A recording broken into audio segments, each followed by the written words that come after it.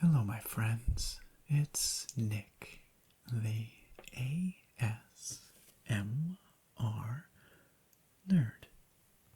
And today we're going to take a relaxing browse through this book right here. The Complete Art of Guild Wars, ArenaNet 20th Anniversary Edition.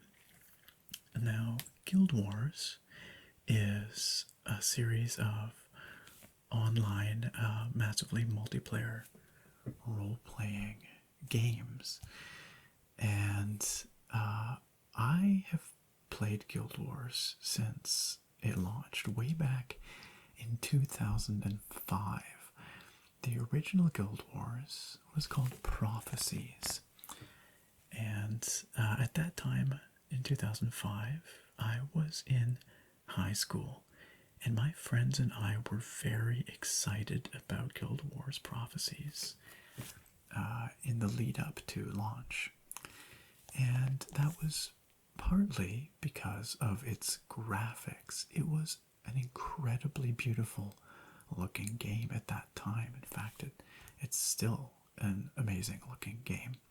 And part of that was the technical aspects of the graphics engine, but a large part of it was the art direction. And Guild Wars developer ArenaNet has always taken a very interesting and somewhat unique in the industry approach to development, what they call their art-first design philosophy, wherein they prioritize the art direction of the game early on in the development cycle, but also all the way throughout. And my understanding is that they really let the art direction guide the design of the game, which is a fairly uncommon approach in the industry. But the upshot of that is that they generate tons and tons of absolutely gorgeous artwork, concept art of all kinds, loading screens, and just all kinds of beautiful art. And that has been one of my favorite things about this series all the way along. So, I actually first played Guild Wars in 2004. They held an event called E3 for Everyone, where people could play a limited demo of the game a year or so before it finally came out. That was my first experience playing the game, but clearly the game was in development much earlier than that. And in fact, 2020 marks the 20th anniversary of ArenaNet, the developer of the Guild Wars series. And so this book contains all kinds of artwork, including never-before-seen pieces from the history of the ArenaNet development studio and their years and years of work on the Guild Wars games. So that's what we're going to be flipping through here today, and I think you will be suitably dazzled by the artistic talent on display here. It is honestly some industry-leading stuff. It's really impressive. Big thanks, by the way, to ArenaNet and to Dark Horse for sending over this book for us to take a look at here today. So let's pop it open here.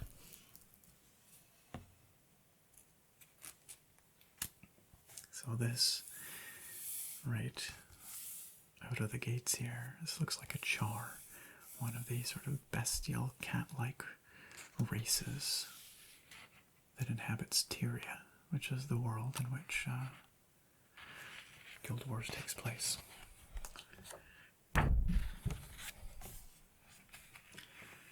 Complete Art of Guild Wars ArenaNet 20th Anniversary Edition. I've taken a very quick flip through the book just to see what kind of stuff's in here, and it's impressive. But most of this I'll be seeing for the first time with you.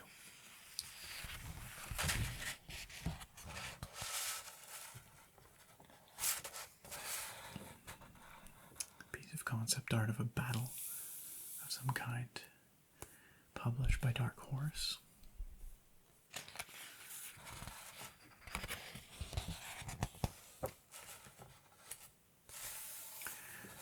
So, as I mentioned, Guild Wars Prophecies was the first game in the series. It was followed by 3 expansions. Guild Wars Factions, which was Asian themed, Nightfall, which was North African themed, and Eye of the North, which was sort of Nordic themed. Guild Wars Utopia was a planned 4th expansion for the original Guild Wars, but it ended up being cancelled, and my understanding is a lot of what was planned for Utopia got reworked, and some got rolled into Guild Wars 2. Guild Wars 2 came out in 2012, and I've been playing it ever since. It's actually available free to play.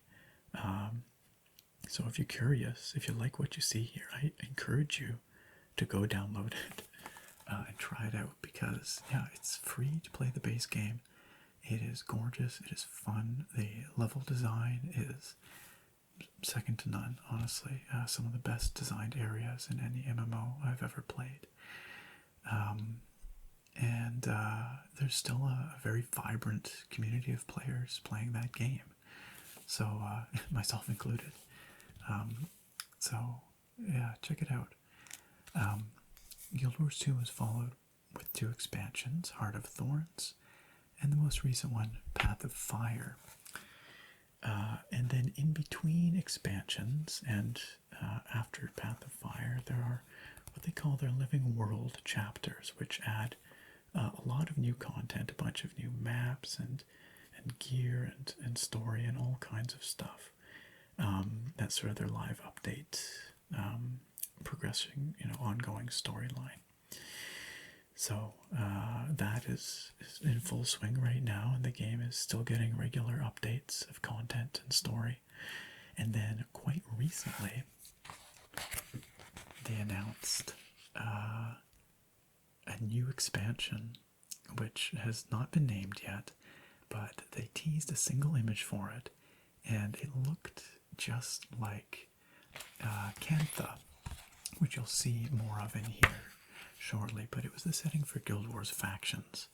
So it sounds like we're going to be getting another sort of Eastern themed expansion, Asian themed expansion, which I am so excited for. It is honestly one of the games I'm most excited for right now, because fans have been clamoring for a return to Cantha for over a decade now. So okay, but we're here to look at the art. So it says here, Chapter 1, Guild Wars Prophecies. Tyria was anything but quiet when the surviving Ascalonians began the voyage from their war-torn lands into the unfamiliar depths of Kryta. They sought refuge and belonging, relief from the ever-burning embers left over from the searing. So some of the art here, I assume, will show some of old Ascalon. But yeah, here we go. Essentially, Ascalon is the kingdom of humanity, of the humans, and they are mortal enemies of the Char, at least historical enemies. The Char being those sort of cat-like people I mentioned.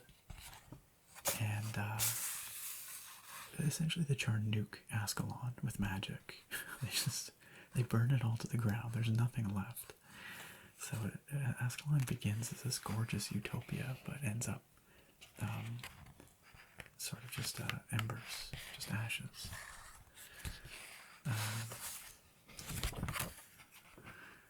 They crossed the Shiver Peak Mountains, fighting alongside the Deldrimore dwarves. They overcame the White Mantle and pursued ascension in the Crystal Desert. Though their former home in the land of Ascalon was once known for its autumnal radiance, the world would never again know such peace. So I'm just going to move this over a little bit so you can see a little bit more of each page.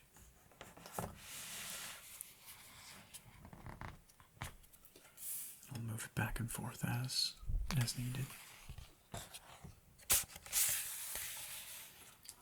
So we have some character designs here. This is an elementalist. I believe this character ended up being Sin, the elementalist, who's a sort of a named character in Prophecies. This might be Aiden over here. It is a class-based RPG, so this is a ranger, elementalist, warrior.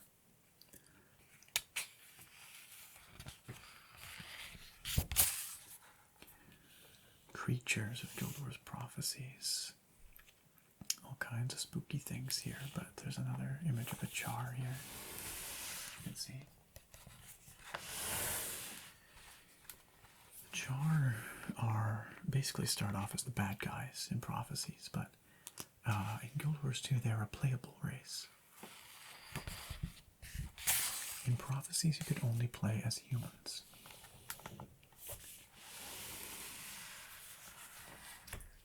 Some of my favorite art from this game is the environmental art.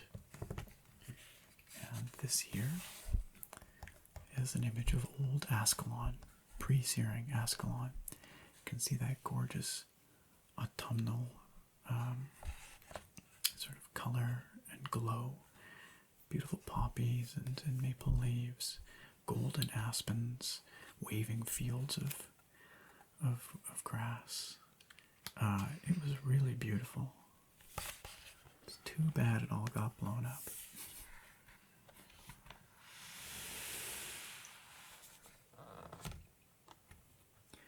It does say over here, I guess I can read this little blurb. It says, before the searing turned Ascalon to ash, the lands surrounding the city were bathed in golden light, painted in the colors of autumn. The once peaceful countryside served as a haven for its people. Despite the destruction of Ascalon, however, the rest of Tyria remains largely unexplored. From the dense jungles of Maguma to the towering Shiver Peak Mountains, Tyria is rich with natural beauty that continues to prosper despite the events that will eventually bring turmoil to the land. And boy howdy, there's a lot of turmoil in Tyria over the course of Guild Wars 1 and 2's storylines. I think this is supposed to be part of Ascalon City with Royal Guards.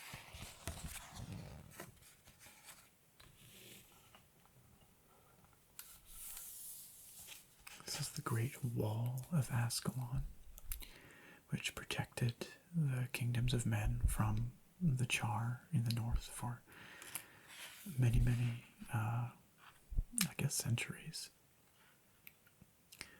But it couldn't protect them from the searing.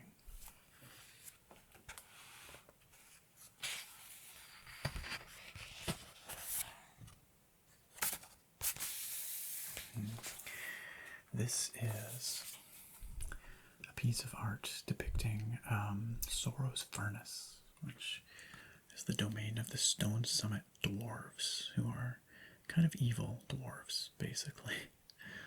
They are antagonists in Prophecies. They delve deep beneath the Shiver Peak Mountains. It says over here, a labyrinth of mines can be found hidden beneath the soils of Tyria, connecting all corners of the world. Sorrow's Furnace in the southern Shiver Peak Mountains is but one of these elaborate mazes, and one of the largest mines carved out by the Stone Summit dwarves. The dark, winding tunnels lead to extensive caverns filled with foes and ancient ruins. There are dwarven ruins down there, but there are also things lurking deeper beneath the surface. More malevolent things, which came to the fore in the Eye of the North expansion, and then eventually came to center stage in Guild Wars 2.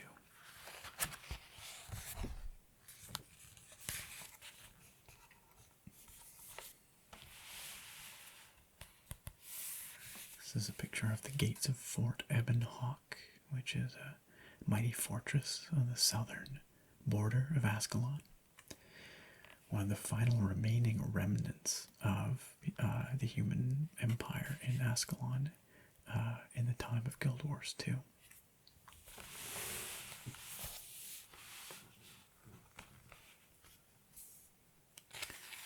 Such evocative imagery, though. I just love the styles on display here.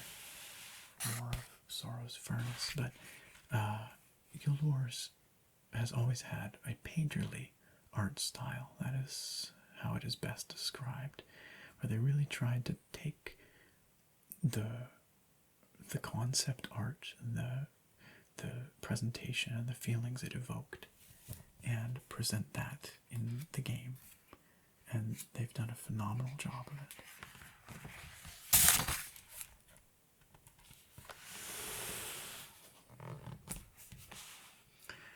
So Guild Wars Factions was that Asian-themed expansion I mentioned. Probably my favorite expansion of all time. Really, really incredible design throughout. Look at this. Look at the snakes. All the snakes.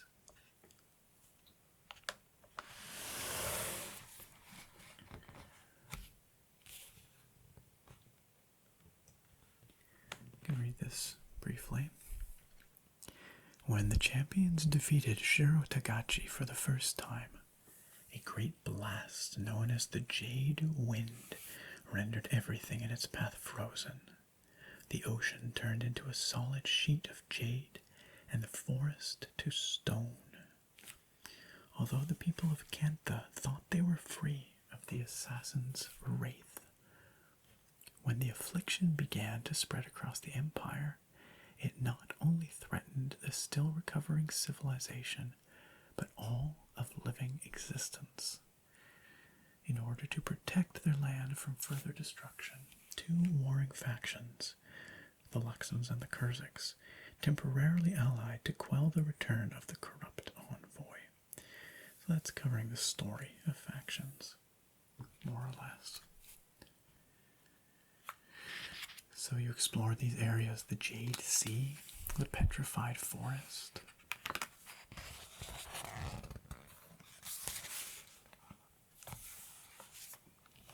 Some really neat character designs here, inspired by all kinds of Eastern cultures. The Empire of the Dragon is the oldest known nation of people in the world.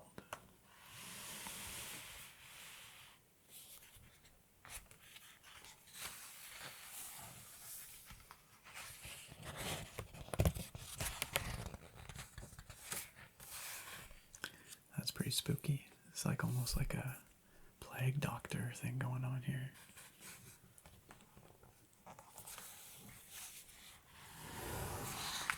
So these are the Luxons, who roam the Jade Sea on the backs of giant siege turtles. And these are the Kurziks, who live deep within the petrified branches and trunks of Echovault Forest.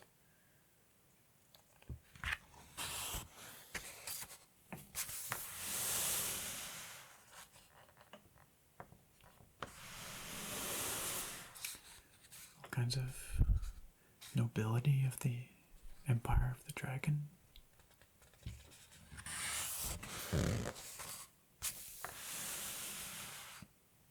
These are more Kurziks. This here is one of the 2 new classes that was introduced with factions. This is the Assassin class. The Ritualists were the other class that was introduced. There's some Ritualists here. These are Ritualist armors.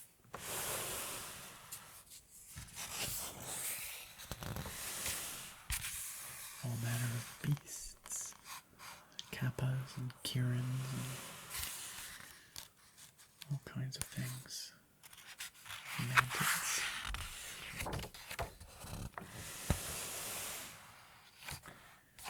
The Shiroken, which were the army of Shiro Tagachi.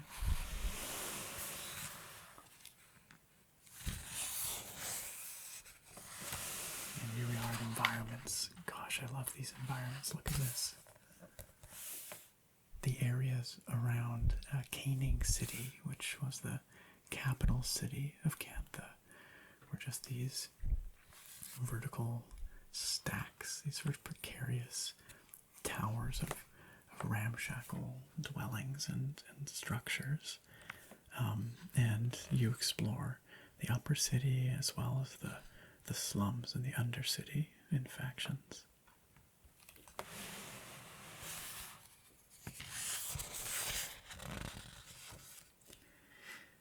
So this is Echovald Forest, home of the Kurziks. You can see these sort of Gothic style cathedrals that they carved into the trunks of the petrified trees. Very cool.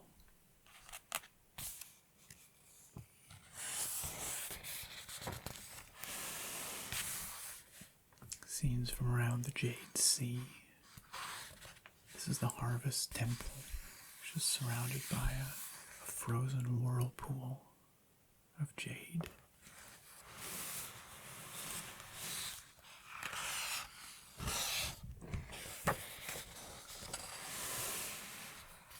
And of course all kinds of fascinating weapons, kamas and sai and scepters, ritualist focuses, all kinds of cool stuff.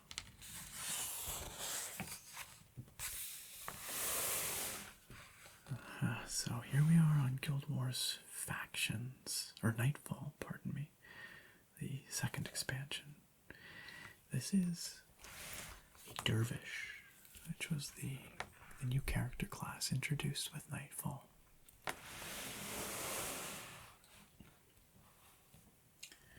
Like I said, it sort of had a North African setting and theme.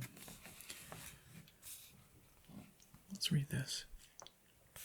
It says here, an ancient magic stirred the golden sands of Alona awake, leaving its people vulnerable to malevolent forces that would threaten their oasis. Once cast down by the other 5 gods, Abaddon's reach continued to corrupt the land long after his banishment. When Varish Ossa threatened to wake the vengeful god, a band of heroes sought to stop her. With the looming threat of his return, Cormyr and a cadre of Sunspirit allies traversed the scalding hostile terrain in search of answers. As night slowly descended upon Tyria, even the dead weren't opposed to rising if it meant preventing further chaos. So, yeah, Nightfall surrounded the threat of a fallen god and the ascension of a new one. And the fallout from Nightfall is still being felt in the latest expansion for Guild Wars 2, which is Path of Fire. It's set in and around many of the areas from Guild Wars Nightfall, so we'll see more of this sort of stuff further ahead in the book.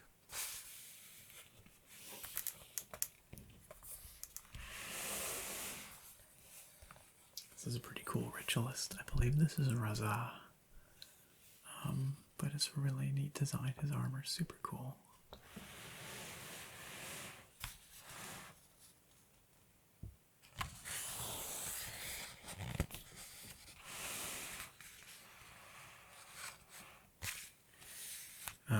These are avatars of the gods. I believe this looks like this is an avatar of Grenth, god of the underworld. Melandru, goddess of nature. This looks like Alyssa.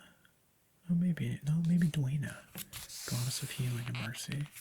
And this is probably Balthazar, god of war.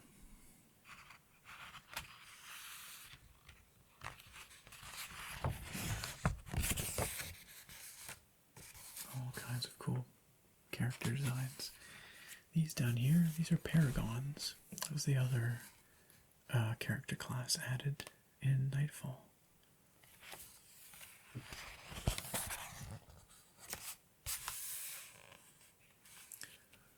All kinds of beasts.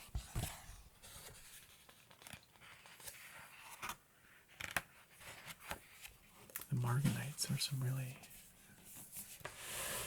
interesting designs.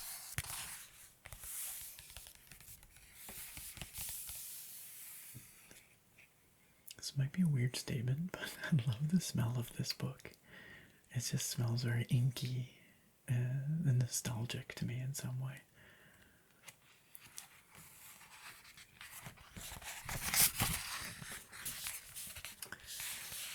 The environments of Nightfall were lovely. It's a very bleak place, lots of barren deserts, but also lush islands. Istan, the island of Istan, was fairly lush in some areas. Korna had patches of jungle. And Vabi was resplendent with all kinds of palaces and courts and bazaars. These lovely savanna-like landscapes are prevalent in Nightfall. A crescent fortress over here.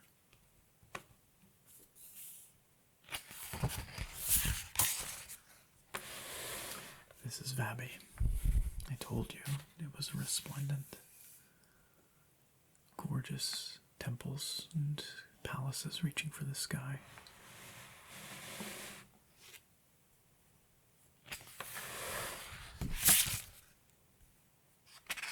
And the realm of torment was creepy and spooky.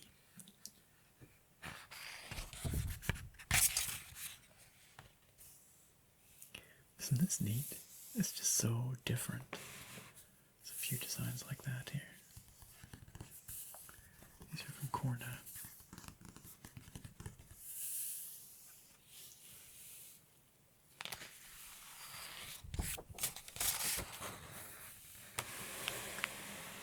Some pretty crazy weapons. These are sun spear weapons. Sun spears were the protectors of, I guess, Istan.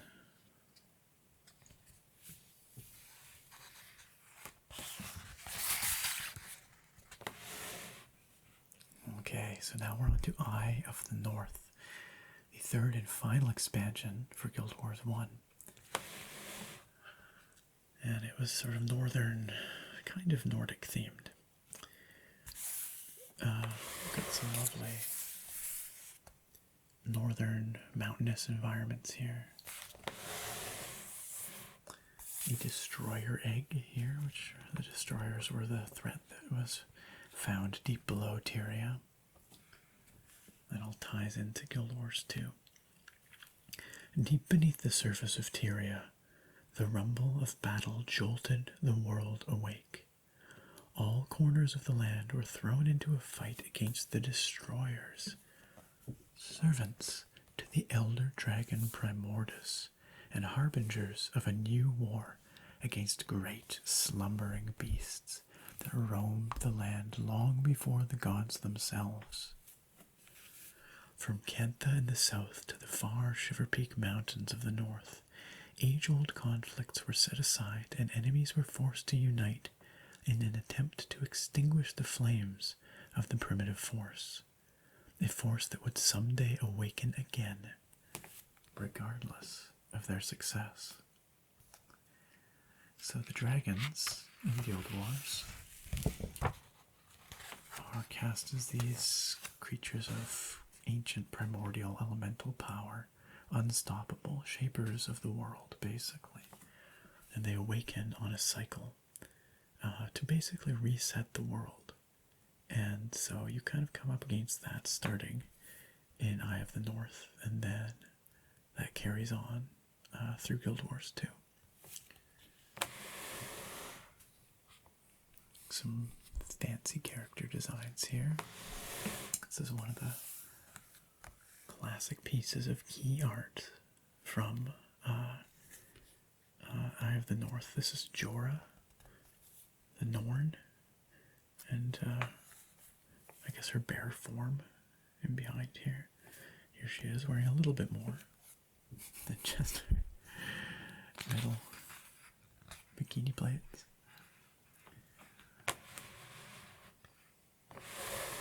I'm not sure, I don't remember who these characters are, but they look like a couple of mesmers. Mesmers are one of the classes from the game. They are all about illusion and trickery, manipulation of images and time. So these are the Asura. The Asura were introduced in Eye of the North, and they became a playable class in Guild Wars 2, or a playable race, I should say. They're kind of impish mega geniuses that rely on their big brains more than their scrawny bodies. They're all about plumbing the depths of the eternal alchemy, which is their understanding of magic, basically. And they consider themselves far superior to all the other races. They have lots of techno-magical contraptions.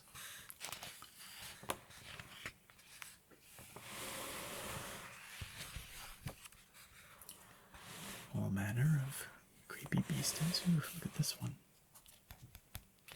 This is supposed to be one of the destroyers. Also all kinds of minotaurs and ogres and things.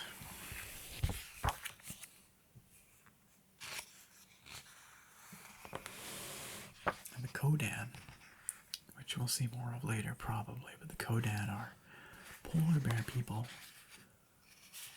that live in giant floating icebergs covered with sails. Propel them through the freezing Arctic seas.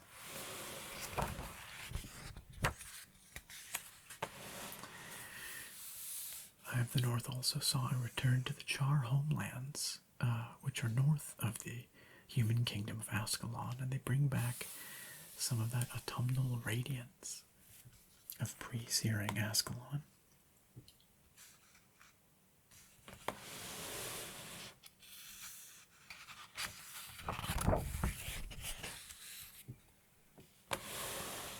Beautiful underground scenes. A lot of Eye of the North took place underground in dungeons and caverns, but also up in the gorgeous mountains for the frigid peaks. And this is Drakkar Lake, which is one of the zones, and underneath Drakkar Lake lies a frozen elder dragon. You can see it in the ice. Or not, I guess it's not actually an elder dragon, it's one of the champions of Jormag. But anyway. And actually, the current living world in Guild Wars 2 is returning to these areas, the northern Shiver Peaks.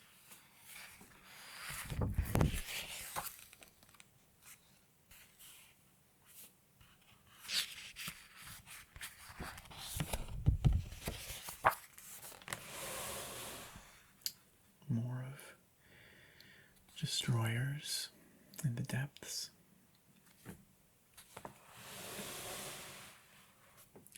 always loved this piece of concept art. It was a loading screen for one of the areas. I think Woodland Cascades was the area. Makes me think of Avatar, the Avatar movie. You know, the James Cameron Avatar.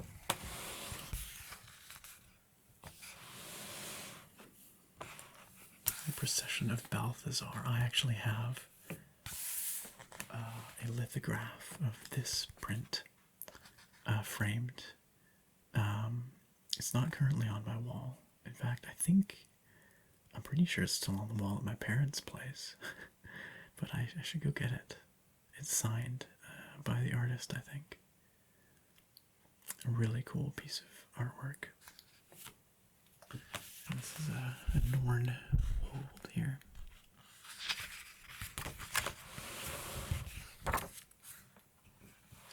Great warhammers, destroyer weapons, Asuran weapons.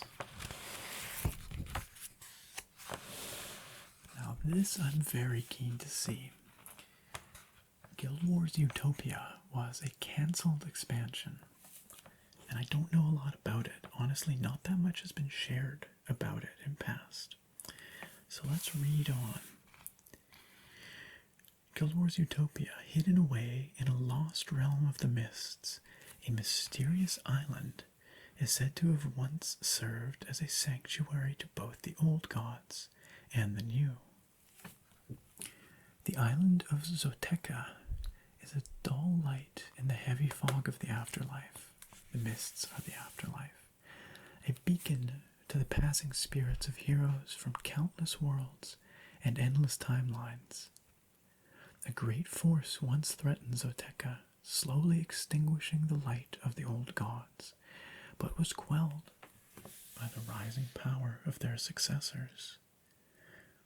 We don't know much about the old gods, or anything really. The lore doesn't deal with the old gods. It's said that the 8 tablets of the Schism Codex told the story of this occurrence, though they're lost to time as the island itself.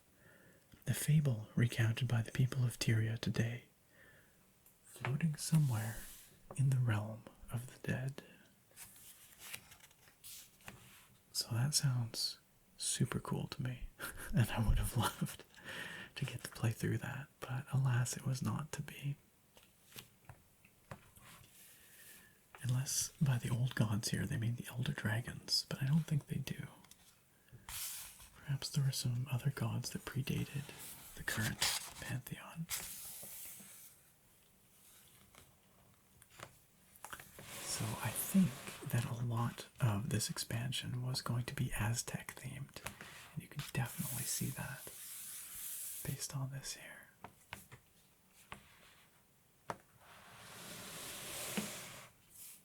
Sort of Central American theming. Man, they did a lot for this. The Eagle Guard are the protectors of Zoteka, scholars and researchers. They travel the island in search of its many secrets and fight against the mysterious forces that threaten their new home.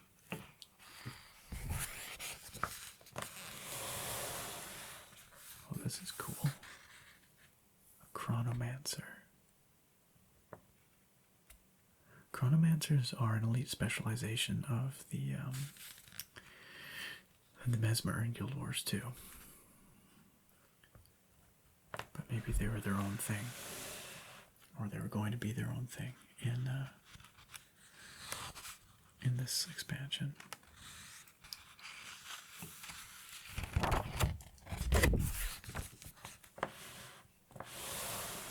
I don't know what this is, but it's spooky. Real spooky.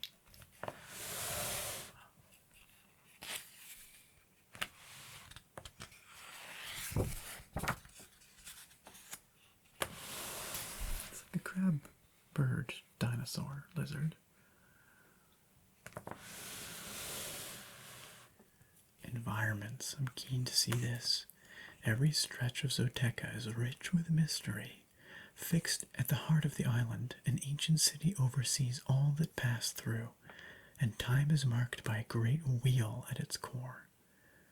Beyond the gates of the city, the surface of the island is covered in rolling hills and verdant jungles, divine temples and abandoned estates. Cursed battlegrounds serve as a solemn reminder of holy wars past and foreshadow what may be yet to come. Subterranean caverns lie beneath the lush earth, each of which is imbued with one of the elemental powers of the old gods. This is super cool, both of these.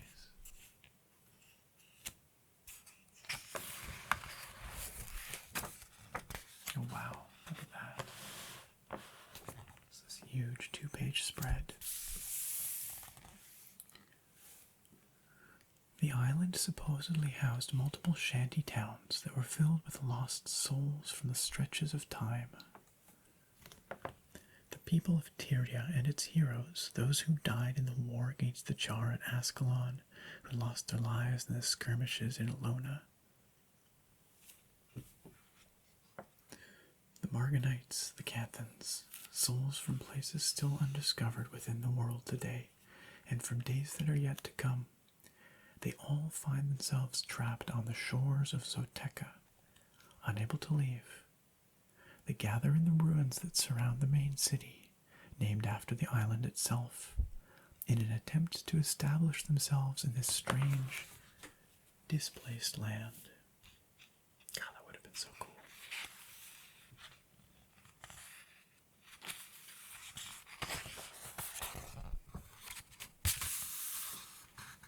Some more very cool environments.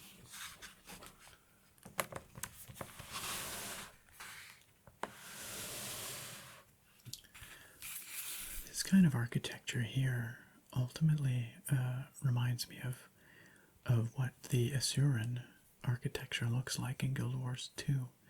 So I wonder if it got repurposed.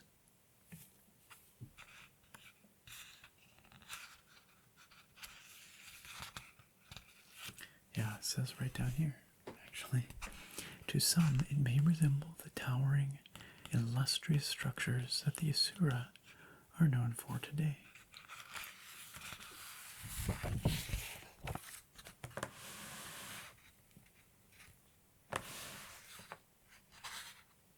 Gorgeous plains, some kind of structure of what looks like a bazaar.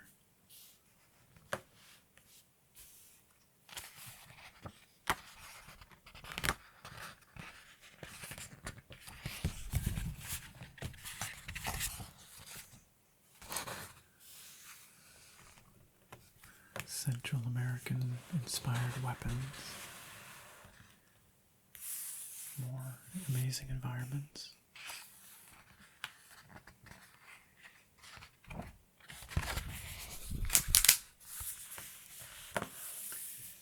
Finally, here we are at Guild Wars 2. That brings us to the end of all the original Guild Wars game. So Guild Wars 2, as I mentioned, came out in 2012, and it represented a hard break in the continuity in that 200 years pass between the end of Guild Wars 1 storyline and the beginning of Guild Wars 2, and it also introduced, new systems, new characters, new races, everything. This here is the great band machine in Divinity's Reach, which is the new capital of humanity in Kryta. You can go visit it in Guild Wars 2 if you want to.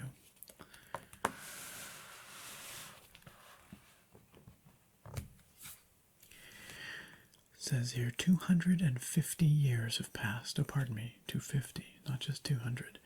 250 years have passed since the fall of Ascalon triggered a series of conflicts that would rattle all of Tyria.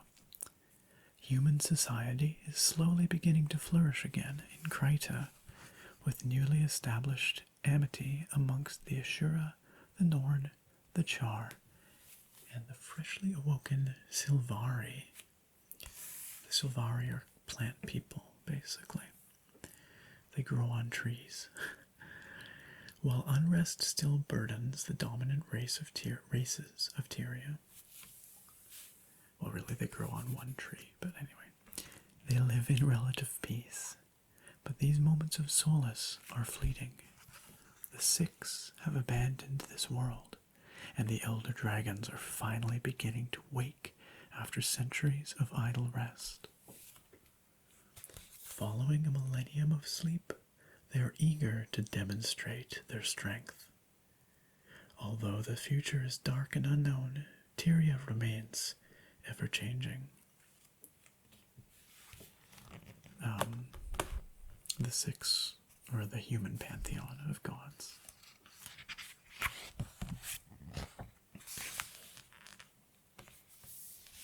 All kinds of stunning character designs. This is Air.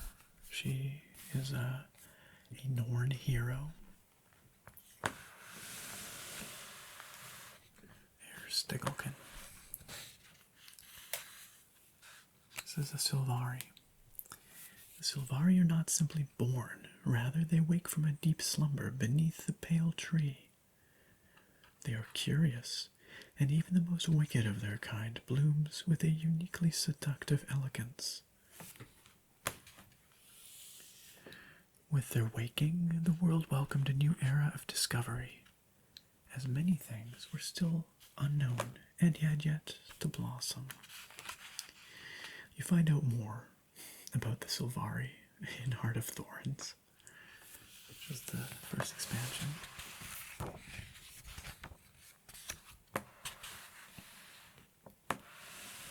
So many characters. There are lots of armor sets and things that are available in the game. Incredible armor design. Some people call Guild Wars 2 Fashion Wars 2 because after the first while it ends up having fairly horizontal progression. Like the power level increase is not that great at endgame. Which is great because newer players can play with older players and still be useful. And when there's new expansions that come out, it's not like all your old gear is invalidated, but the real endgame is fashion, at least in part. And there are so many amazing armor sets and outfits. So looking badass is definitely one of the big time endgame activities. There's other stuff as well. There's raiding, there's Fractals of the Mists, there's, new story content coming out with fair regularity, but you gotta look fly. That's definitely one of the goals.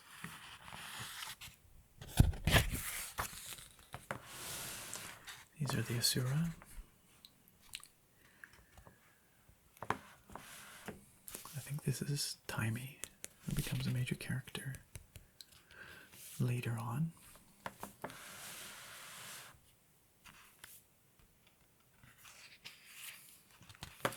These are the White Mantle, who are antagonists, religious zealots. I think this is Marjorie Delacroix. She's a character that comes along a bit later in.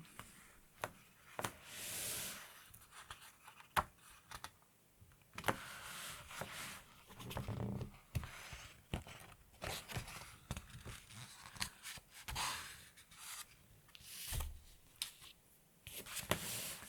think that's Bran Stigalkin, who's the son of Air Stigalkin.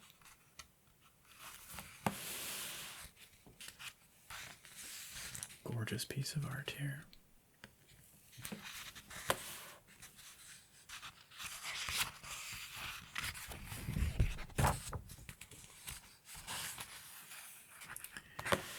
Many, many creatures inhabit Tyria in Guild Wars 2. Lots of centaurs. These are bone fiends. They're summoned by necromancers. Necromancers are one of the classes. Character classes. The centaurs are kind of big jerks. They're very warlike, except for Ventari. He was cool. He was all about keeping the peace.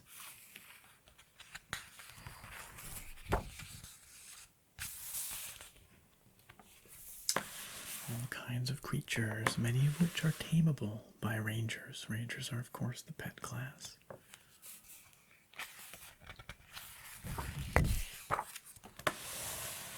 Kodan, the mighty bear people of the north that I mentioned earlier that sail about,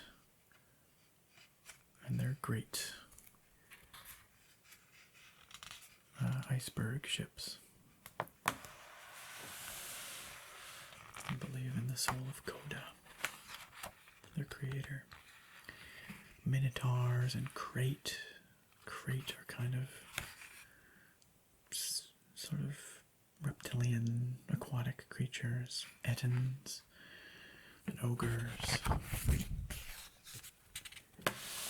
Golems, manufactured by the Asura. Their technology has a really unique look to it. Something I've never really seen this style in any other game.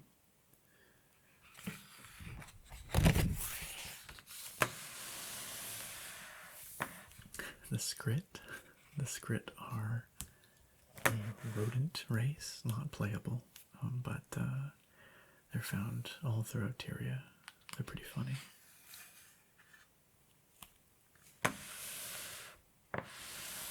This is awesome. I have no idea what this is, but this looks badass. It's like a giant polar bear with a ship on its back.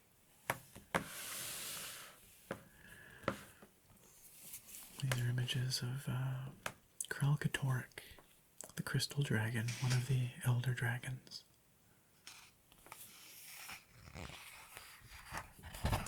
She slept beneath the earth in the Char homelands.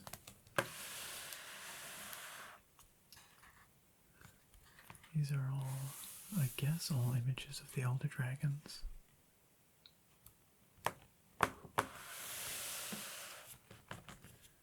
More over here. Immense beasts of unfathomable power. It literally says that. Large beasts with unfathomable power. I should write the captions for these things. And the environments of Tyria are just mind-blowing in Guild Wars 2.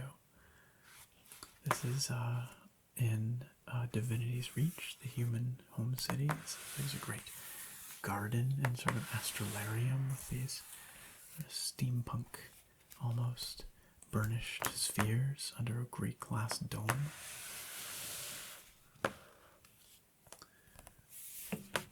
The ruins of Or are what were once, they were submerged ruins of the ancient human cities of Ara and surroundings, but then they're brought above the surface, so they're full of all kinds of sort of sea-like, ocean-like stuff, but they are above the ground, or above the surface of the water.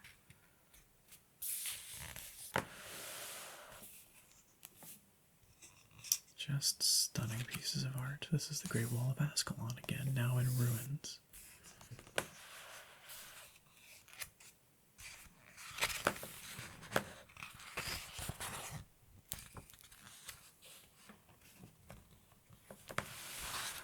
I don't know where this is. It looks kind of Asuran.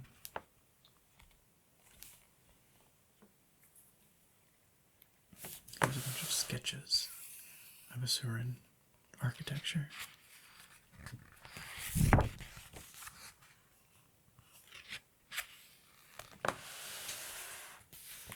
Divinity's Reach, heartland of the human empire, magnificent city.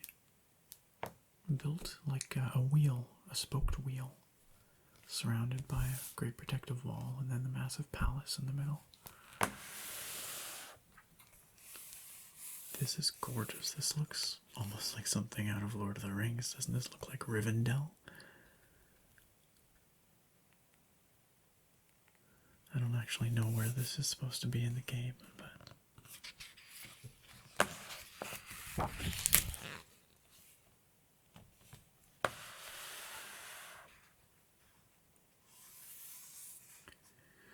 Catacombs beneath Divinity's Reach. Very interesting. Lots of concept art here. You don't really go into the catacombs below Divinity's Reach, though. Looks like they've fleshed it out, though, at least conceptually.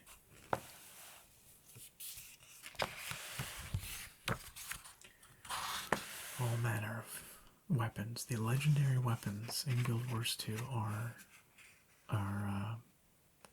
some of the coolest weapons I've seen in any game ever. They are worth lusting over and working hard for. This is Dawn and Dusk, two legendary greatswords. You can't see it in the image here, but the blade of each is like made of the sunrise or the night, and they have depth to them. And you can combine them into eternity, which changes based on the time of day.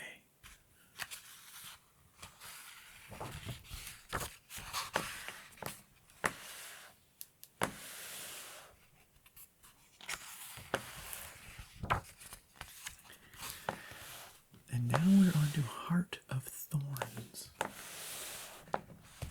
which was the first expansion for Guild Wars 2.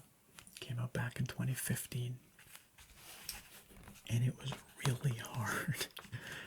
That was my first impression of it. You go to the deep Maguma jungle, and holy cow, they ratcheted up the difficulty in that expansion. They also added masteries, which are sort of a horizontal progression that allows you to gain new traversal methods or ways to survive hostile environments. These kinds of things, ways to earn useful masteries without your level having to go up and the power creep that comes with that. So gliding was a big thing that was added in Heart of Thorns, so you can glide around anywhere in Guild Wars 2. You just jump off a cliff and glide. It's really cool. It says here, Mordramoth was in a deep slumber beneath the earth in the heart of Maguma, waiting, dreaming of a world where his presence would be feared by all. When Scarlet's drill pierced the ley line and disrupted the flow of magic, he awoke. Scarlet Briar was a rogue Sylvari who was kind of hell-bent on causing trouble. She was the main antagonist of the Season 1 of the Living World storyline. When Scarlet's drill pierced the ley line and disrupted the flow of magic, he awoke. Slowly, he bled into the minds of his children.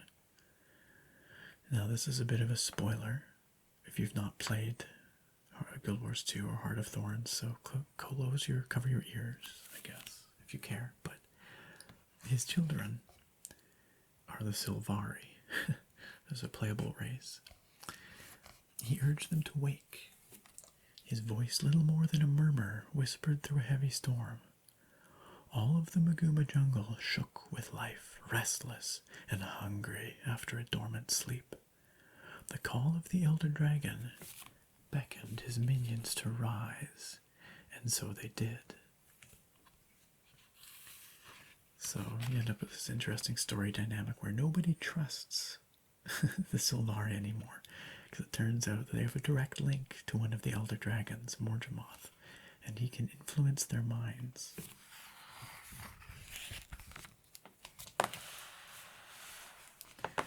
The Revenant was added as a new class with Heart of Thorns. The Revenant's pretty cool.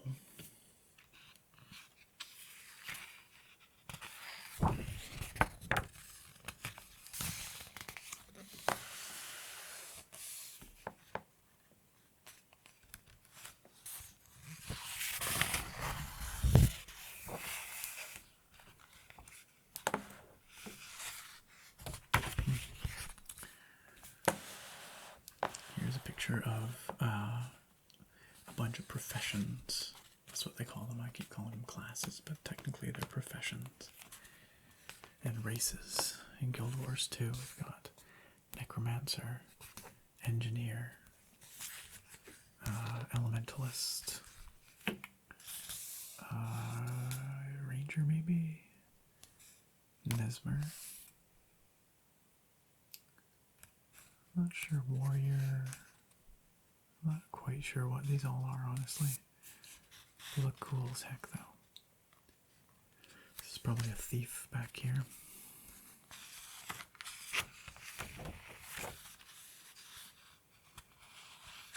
Oh, of course, these are elite specializations. That makes sense, right?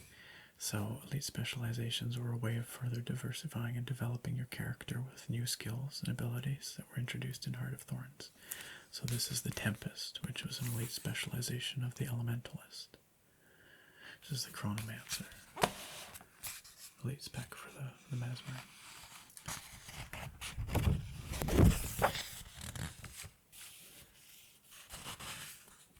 All kinds of critters. The Maguma Jungle is a hostile place. If you ever see a swarm of pocket raptors, run. Or a veteran smoke scale, run. Or rolling devils, run. They all suck to fight. Don't actually run. You can fight them, but they will hurt you if you do not know how to fight them. They will kill you.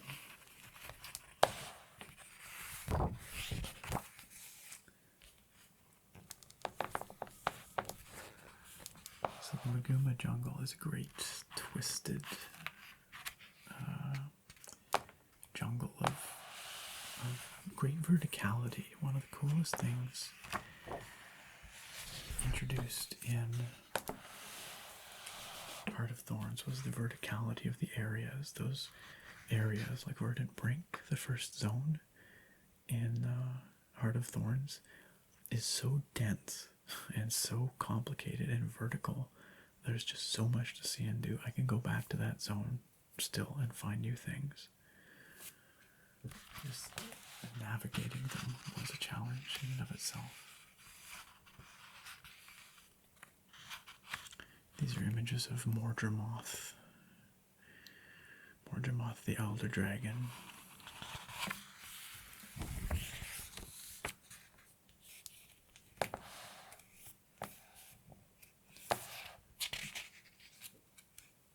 The music in Heart of Thorns is really lovely too.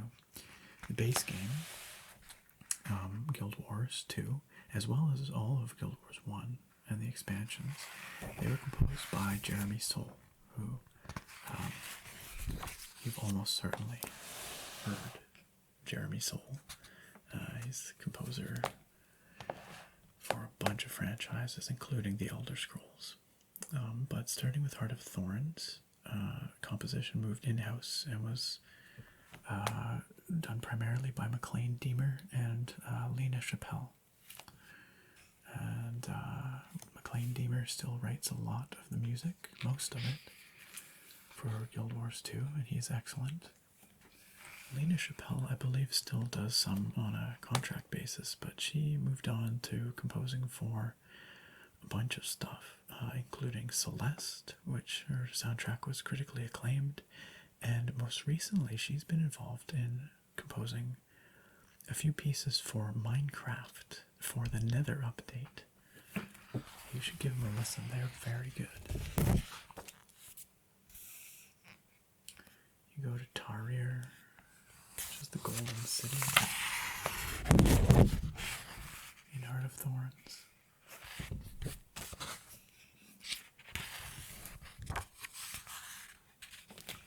Yeah, these are the understory of the Maguma Jungle. The heart of Maguma. Like I said, it's sort of built in levels. There's the depths, the understory, then the sort of the main level, and then there's the canopy.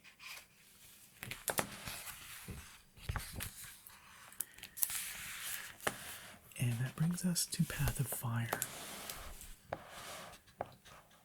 the most recent expansion, full expansion for Guild Wars 2.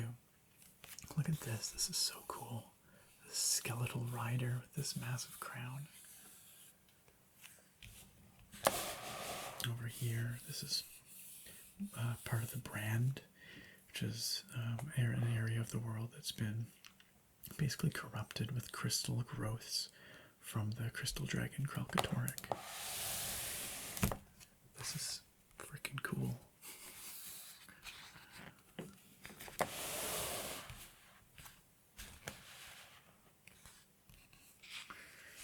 It says here, the crystal desert witnessed the wrath of a god once before.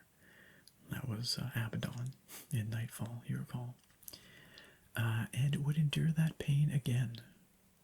While war against Mordremoth raged on in the living realm, Balthazar sat in solitude. Balthazar was the human god of war. Stripped of his power and imprisoned within the mists by the other 5 gods, he carefully plotted his revenge. He's a bit aggro. With the Elder Dragon's power, he could defeat them all, he thought. It would take time to execute his plans, patience, and a wandering soul to free him from his shackles.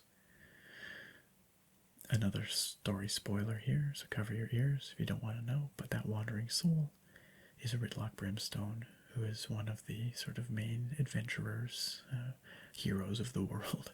He kind of screws up.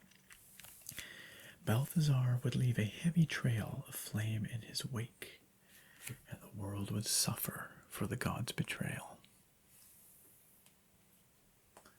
Yeah, so much of Path of Fire, most of it revolves around figuring out how to stop Balthazar, but also the Elder Dragons. Things are generally bad in Tyria at that time, and still are, but it's like, are you gonna die to a rogue god, or are you gonna die to something older, more ancient, maybe more powerful than a rogue god?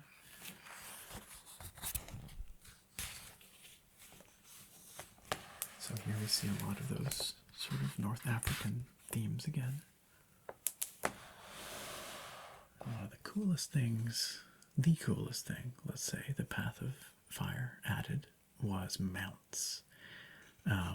And the mounts they added are integral to exploring those zones and progressing through the story. And there are, how many? 1, 2, 3, 4, I guess 4 in the base sort of storyline. Then there's an extra bonus 5th, and then since then they've added 2 more, so there's 7 mounts. They all have different modes of traversal. They're a lot of fun to use. They're also animated with a lot of character. Really beautifully animated and rendered. This is the Sand Jackal mount.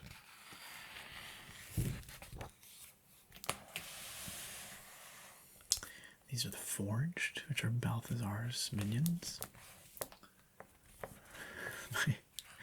My brother and I, we play Guild Wars 2 together a lot, and we always joke about how some of the Forged look like Bionicles, or like creatures out of Reboot or something like that. Characters out of Reboot. I don't know, sort of, not these ones particularly, but some of the other ones. The Awakened are an undead army led by Palawa Joko, who is a undead king who just won't quit. You deal with Palawa Joko in Nightfall as well. Here we are, some of our mounts. This is a Springer. This is a Raptor, another Raptor. There are lots of different skins available for the mounts. Although, to be fair, most of them you do have to acquire through the paid gem store, unfortunately. But not all, but many. Oh, there's also the Warclaw. I guess that's an eighth mount. That's for PV, World versus World, which I haven't even talked about. That's a whole different game mode. Sand Jackal models. This is the Griffin. Griffin is the 5th mount available in Path of Fire. Many of the mount skins are incredible. More bad guys. Balthazar looking mighty pissed.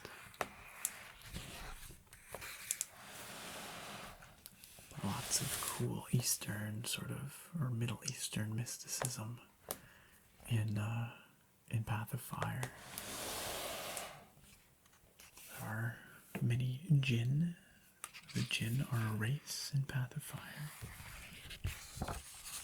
Cool. That's freaking cool.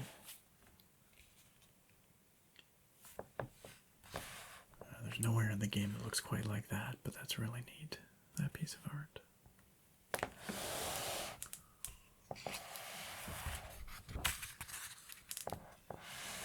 This is the loading screen for the Desert Highlands, which is a really cool area that is sort of a steppe environment that borders on the southernmost end of the Shiver Peak Mountains. So you see those distant peaks. It makes me think of like sort of like Nepal, you know, like these sort of high plateau areas. This is the loading screen for Crystal Oasis, which is a sort of a desert area.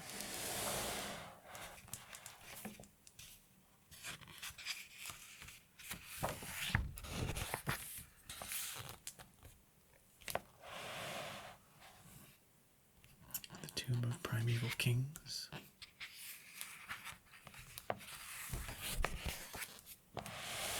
That's super cool. That's some kind of warrior riding a raptor mount. There's no combat on the backs of mounts, unfortunately. You can dismount and do a bit of damage on the dismount, but you can't fight from the back of your mount.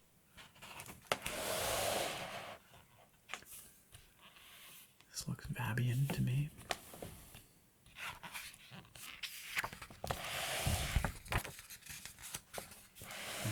These are all scenes from The Brand, which is Kralkatorrik's scar that he left upon the land.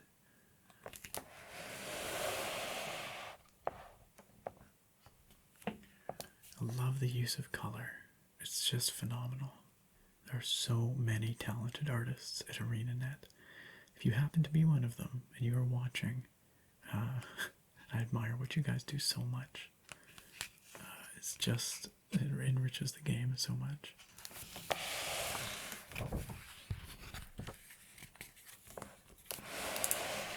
In Guild Wars 2 Living World. So the Living World is the last piece of what we're going to look at here today. And these are pieces of story that are introduced chapter by chapter in between major expansions. So they're the progressing story that evolves the world of Guild Wars 2. And they've brought us many beloved characters and some really great moments. Living World Season 3 was one of my very favorites. But it says here, the flow of time does not falter, as Tyria is evolving with every passing moment. When one evil is crushed, another quickly rises in its wake.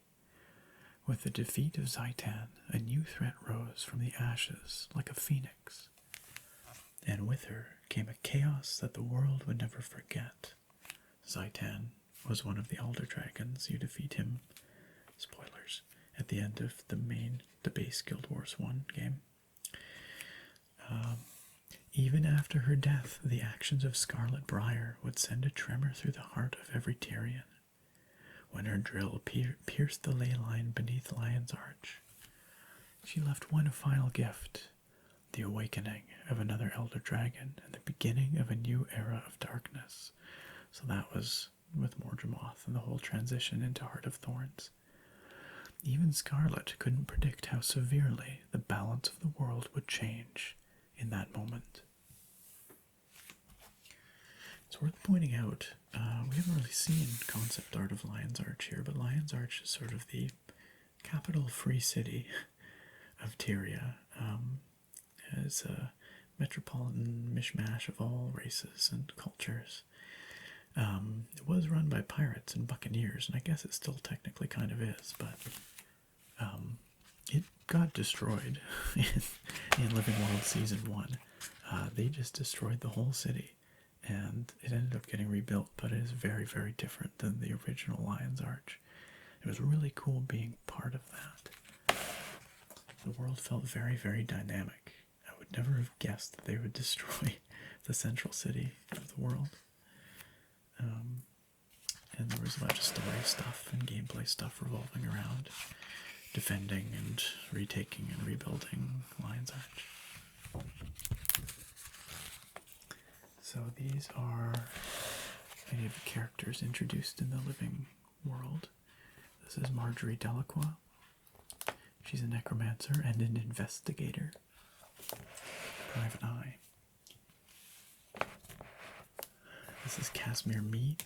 She is a noble and a mesmer, and she and Marjorie are an item.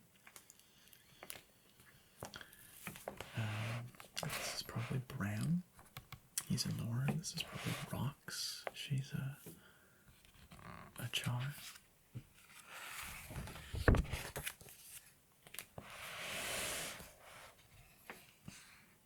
Some more incredible creatures. Beautiful design. Tequaddle the Sunless, who is a champion of Zaitan. He's a world event. You can fight him all you want. He keeps coming back. This is super cool. This is Aurene. Aurene is the dragon daughter of Glint, who is a prophetic elder dragon who basically is trying to help, or was trying to help, humanity and the civilized races. Aurene is adorable. This is Timey. And a major character. Ooh, that's very spooky and cool. Look at that. What an amazing piece of art. The dragon in the clouds. The lightning everywhere. Just the color palette.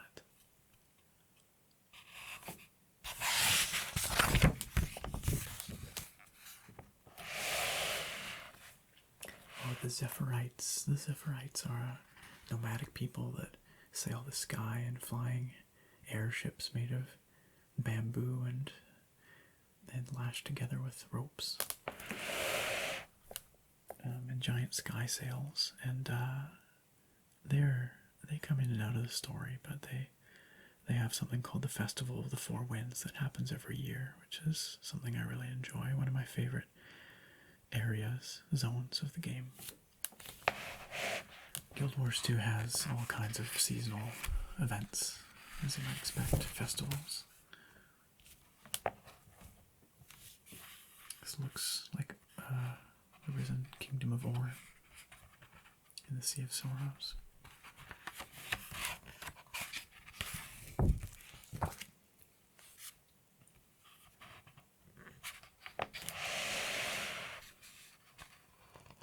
Got some script and some pirates.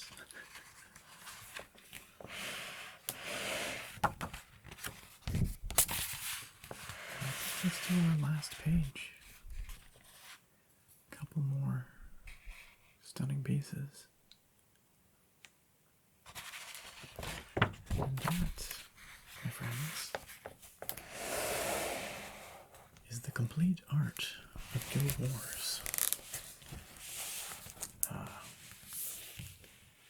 Obviously, that's not quite literal. There's a lot of other art from Guild Wars, but that is a pretty comprehensive cross-section of it, including some never-before-seen stuff and some information that I had never heard about Guild Wars Utopia, that cancelled expansion. This is a heck of a book, and I will be keeping this on my coffee table because it's the kind of thing where even if you don't play the game, you can easily pick this up and start flipping through it and marveling at the art direction and the talent of the artists at ArenaNet. That covers 20 years of their history, and it is an evolving, continually growing history because, as I said, there is living world content being released. They just had another release a couple days ago. And there is a new expansion planned for Guild Wars 2. We're going to go to Cantha, and I'm so hype for that. In fact, I'm just going to show you right now. I'll just flash up the piece of concept art they've shared for this next expansion because I love it so much. It's my desktop wallpaper right now. Has been since they revealed it, so I can't wait to see more of that. If you want to check this book out, I will put the link down in the video description. I think it's pretty reasonably priced. I think it's like $35, maybe $40. I'll have to double check, but that seems really cheap to me for the quality of this book. It's hardcover, obviously, and the actual, the paper is super heavy. Prints are just gorgeous. So, a really high quality book, and worth checking out, especially if you're a fan of the series. And if you're not a fan of the series, please check it out. Come join us. The base game is free. The expansions for Guild Wars 2 are regularly on sale. Guild Wars 2 is a real gem, and like I said, it's still got a vibrant, active community of players, and some of the best designed zones and areas of any MMO that I've ever played. So, lots to see and do and explore. Alright, my friends, well, thank you for watching. I hope you enjoyed this perusal through the complete Art of Guild Wars, the ArenaNet 20th Anniversary Edition. And special thank you again to Dark Horse and ArenaNet for reaching out about doing a video like this, taking a look at this book, and for sending it over. I very much appreciate that because, as you can tell, I'm a big fan of the games. So this seemed like a great fit, and I hope you enjoyed it. Thanks again for watching, and I look very forward to having you all back here next time. Bye for now, my friends.